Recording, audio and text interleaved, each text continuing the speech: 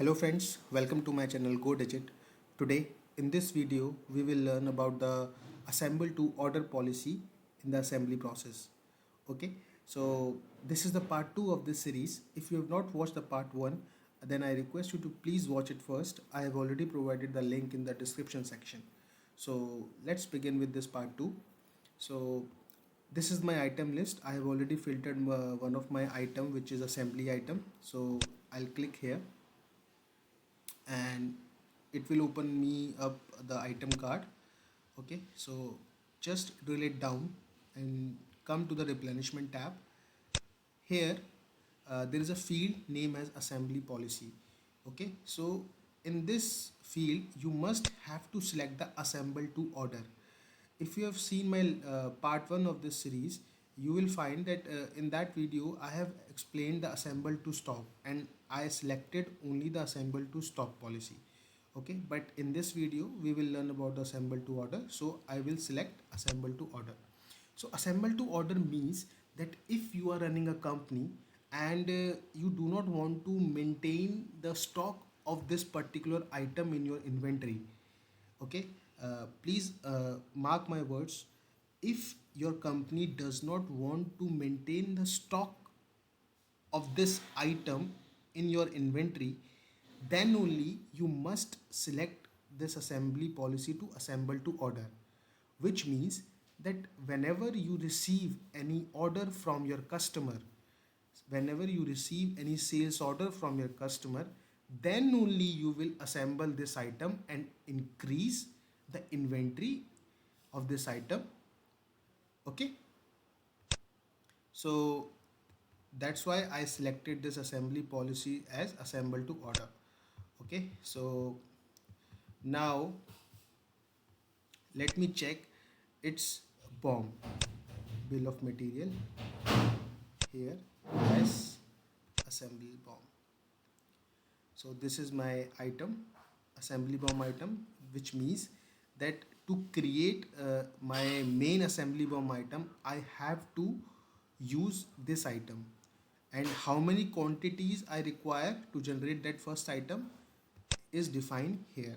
Okay, as quantity per. So let me go to its item card. Now it is suggesting me that I need two quantities of this item in order to create one item, one inventory of the item 70061. So because if I see here, I do not hold any inventory of this item. So first of all I have to post the positive adjustment of two quantity in order to increase the inventory of this item. So to do that, let me click on process and go to item journal, and let me select here as positive adjustment. Item number will be 70062 and location code will be blank here. I will select the quantity as 2 here and just press F9, or you can click on post button also. So now it has posted the positive adjustment of this item and increase the inventory by 2. Okay, so now I have the sufficient quantity in my inventory for this item in order to assemble or to increase the one inventory for this item. Okay, so now let's begin with our sales order. Let's say you have received one sales order from your customer for this item. Okay, so just go to your sales order, click on new. Let me generate the my sales order number. Here I'll input the customer name, and in the line section I'll select the type as item. In the number, here I will input my main assembly item number, which is 70061. Okay, so I have received, let me change the location code as blank. I have received an order of one quantity only, from this customer. So I will input the quantity as 1 here. Okay, now it has synchronized this sales order from the assembly order, which means that while I input the quantity as 1 here, it validated an assembly order against this quantity for this sales order. Okay, and for that reference you can check this field name as quantity to assemble to order. It is automatically turned to 1. So click on this button and you will find assemble to order lines page, where it is mentioned that it has created an assembly order. Let me click on process and we will show the you show the complete document. And here it has created a complete new assembly order number as a 4 times 04, where the my main item is 70061. I need the quantity of 1 and remaining quantity is still showing as 1, and it automatically added the bomb of this main assembly item here. So in that manner, system automatically created an assembly order for you, because it checks the assembly policy from the item card, that this item will only be assembled whenever we receive any sales order. So in that manner, this is the handy feature of the Business Central, that it does not require any user intervention to create an assembly order manually whenever you receive any sales order from the customer. Okay, so this is a very nice feature that user does not need to do anything manually. System will automatically handle everything. So now you can also check that system has already put the 1 quantity as reserved quantity here. Okay, let me input the price here. And what you can do it is, now that you are done with your sales order, so just click on posting and select the post button. Here select the ship and click OK. So what it will does is that it is posting the assembly order also. So which means that first it create or first it increases the inventory of this item by posting an assembly order of 1 quantity. Then it will, then based on this sales order shipment, it reduces the 1 quantity of this item. Okay, I'll show you how system maintained all this stuff when we click on the posting. So let me click on navigate here in order, select the assembly order, and here it is. You can click on view. So as you can see here, now remaining quantity is showing as here as 0. As quantity to assemble is showing here as 0. Assembled quantity is showing here as 1, which means system automatically posted the assembly order for my sales order when I click on the ship button.